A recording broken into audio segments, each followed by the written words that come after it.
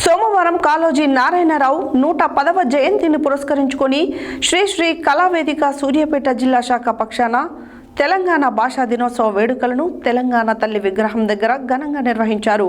ఈ సందర్భంగా కాళోజీ చిత్రపటానికి పూలమాలలు వేసి ఘనంగా నివాళులు అర్పిస్తూ కాళోజీ జయంతిని ఉద్దేశించి జిల్లా అధ్యక్షులు డాక్టర్ పోతుగంటి వీరాచారి మాట్లాడారు. సోమవారం కాళోజీ నారాయణరావు 110వ జయంతిని పురస్కరించుకొని శ్రీ కళావేదిక సూర్యాపేట జిల్లా శాఖ పక్షాన తెలంగాణ భాషా దినోత్సవ వేడుకలను తెలంగాణ తల్లి విగ్రహం దగ్గర ఘనంగా నిర్వహించారు.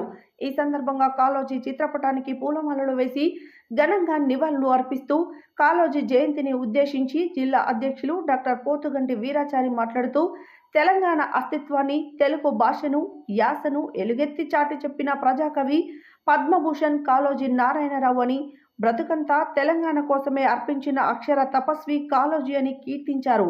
తెలంగాణ ఉద్యమంలో కాళోజీ స్ఫూర్తి ఇమిడి ఉందని పేర్కొన్నారు.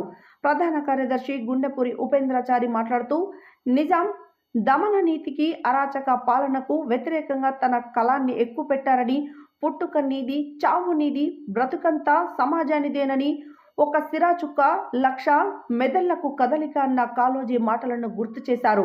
కన్వీనర్ హమీద్ ఖాన్ మాట్లాడుతూ సాహిత్యం ప్రజలను చైతన్యం చేస్తుందని, అలాంటి మంచి సాహిత్యాన్ని సమాజానికి అందించిన గొప్ప కవి కాళోజీ అని, నేడు తెలంగాణ యాసకు గౌరవం దక్కడానికి కారకులే కాళోజీ అని, బడి పలుకుల భాష కాదు పలుకుబడుల భాష రావాలని కాళోజీ ఆశించేవారని గుర్తు చేశారు. కాళోజీ రాసిన నా గొడవ మనందరి గొడవగా స్మరించుకునే చక్కని అవకాశం దొరకడం అభినందనీయమన్నారు.